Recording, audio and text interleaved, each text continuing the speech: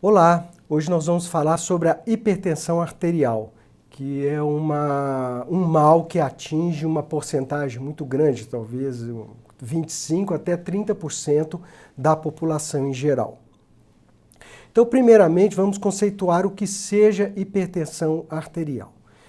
A hipertensão pode ser considerada, ou pressão alta, como é comumente conhecida, pode ser considerada como um aumento da pressão arterial média acima do nível de 110 milímetros de mercúrio.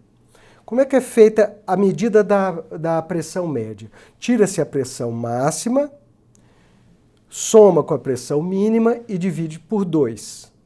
Então você tem a pressão arterial média. Essa pressão arterial média acima de 110 é considerado um quadro hipertensivo. Até 110 é considerada normal. O ideal é em torno de 90. Em termos mais práticos ainda, considera-se pressão arterial normal quando a máxima está em 120 a 130 e a mínima está entre 80 e 90. Então, em termos mais práticos, é isso aí, tá bem? Como se produz a hipertensão arterial? Com o envelhecimento, o processo de arteriosclerose, ocorre uma diminuição da elasticidade da parede dos vasos.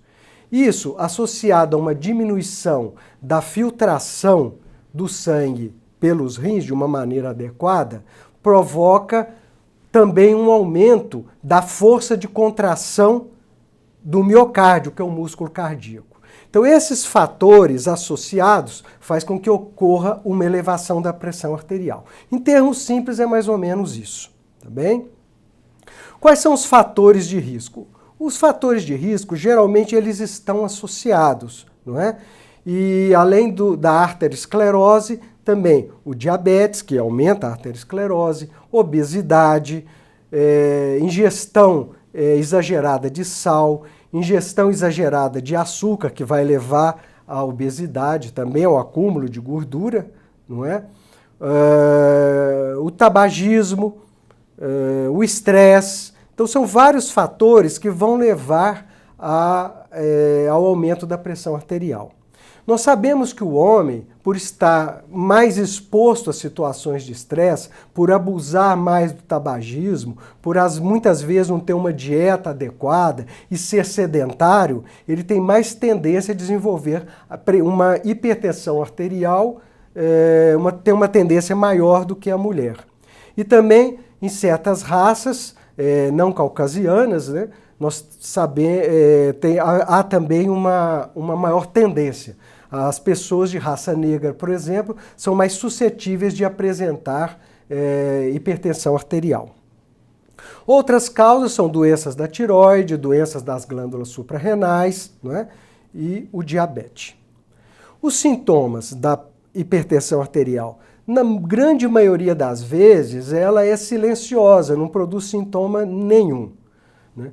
Os sintomas mais relatados são dor de cabeça, é clássica aquela dor de cabeça na região posterior da cabeça, que irradia para a nuca, mas na prática a gente vê que qualquer dor de cabeça é compatível com o aumento da pressão arterial. Zumbidos nos ouvidos também, tonturas, desequilíbrios, que muitas vezes é taxado como labirintite, também pode ser uma alteração da pressão arterial.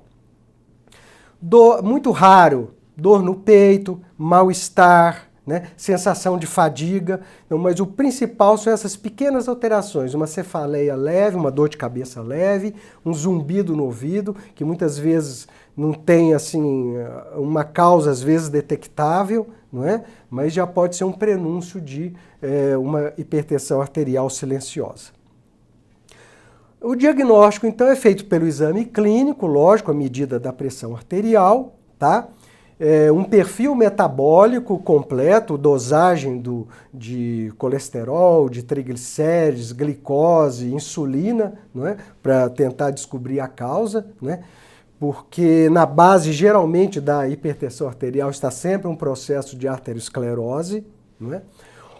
Ultrassonografia ou tomografia do abdômen, certo? Para ver tamanho do rim, não é? Se tem alteração do tamanho do rim, que descarta uma hipertensão arterial de causa renal.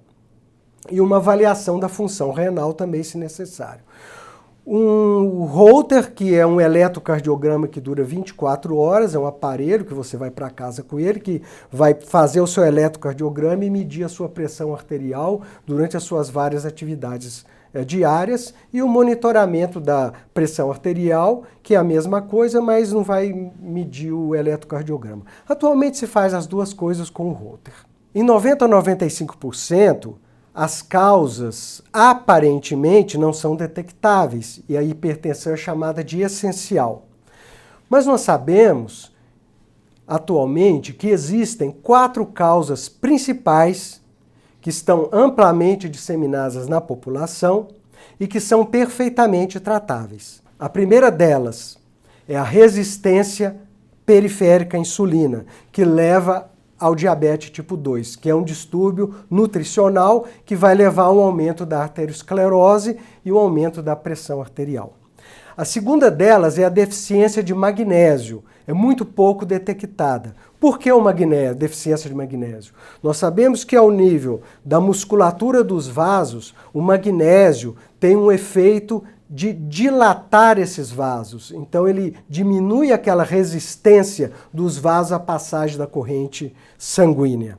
Em terceiro lugar, a hiperuricemia, um aumento do ácido úrico. O aumento do ácido úrico, ele tem um efeito altamente tóxico para a microcirculação, o que aumenta também a resistência à passagem da corrente sanguínea através dos vasos. E por último lugar, o hipotiroidismo, que muitas das vezes é subclínico, isso é, ele não é detectado clinicamente. Os sintomas são muito vagos, secura na pele, retenção líquida debaixo da pele, alteração das unhas, queda de cabelos, não é? E os exames laboratoriais vão detectar essas causas e o tratamento é muito simples. Então, 90 a 95% dos casos que são tidos como hipertensão essencial são perfeitamente detectáveis, diagnosticáveis e tratáveis, muitas vezes sem necessidade de remédio, apenas com mudança do estilo de vida e uma alimentação adequada. Bom, as consequências da hipertensão arterial, por que ela deve ser tratada? Primeiro, que ela exige um esforço extra do coração, um esforço excessivo. Isso pode levar à insuficiência cardíaca.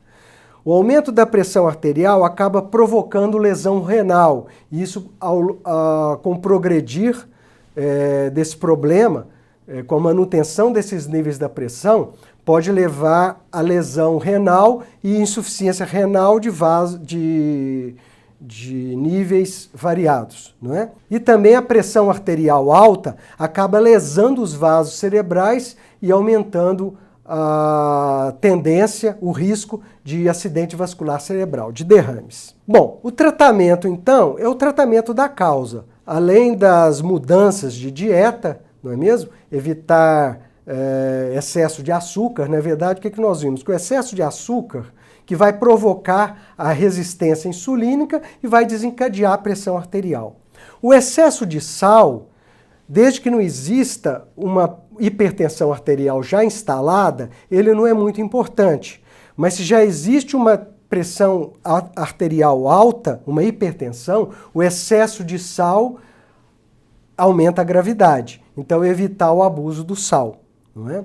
Manter o peso adequado é interessante. Por quê? Porque o coração tem que fazer menos esforço. Não é? Praticar uma atividade física regular. Atividade física regular provoca uma dilatação vascular periférica, facilita o fluxo sanguíneo. Não é? Evitar o estresse ou saber manejar o estresse. Não é? Ter momentos de lazer. Não é? Abandonar o fumo, procurar ter um sono saudável. Não é? No caso do aumento do ácido úrico, é lógico, dieta, se for necessário usar o halopurinol, que é um medicamento que diminui o ácido úrico, não é? Tratar a deficiência de vitamina D também é importante, que a vitamina D regula todo o mecanismo do cálcio e do magnésio. Não é? Se foi detectada uma suspeita de deficiência de magnésio, repor o magnésio. Em termos de dieta, qual que é a dieta saudável? É uma dieta com baixos níveis de sal, de carboidratos, principalmente carboidratos de baixo índice glicêmico, e nós indicamos a dieta cetogênica, que nada mais é do que uma dieta pobre em carboidratos, principalmente carboidratos de alto índice de glicêmico, praticamente deve-se cortar o açúcar, não é? E rica em gorduras saudáveis, mais ou menos em torno de 60% do total de calorias deve ser composto de gorduras saudáveis. E nós sabemos que existem também certos alimentos que diminuem a pressão arterial por terem um efeito sobre a vasodilatação e também por serem ricos em magnésio. Dentre eles, a beterraba, o ovo, as nozes, castanha do Pará,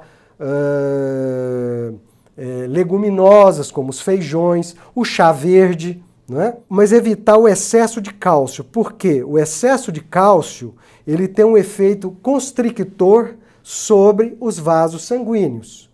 E o magnésio tem um efeito dilatador, como nós vimos. Então a ingestão de cálcio e magnésio tem que ser equilibrada, tá bem? Então uma dieta equilibrada.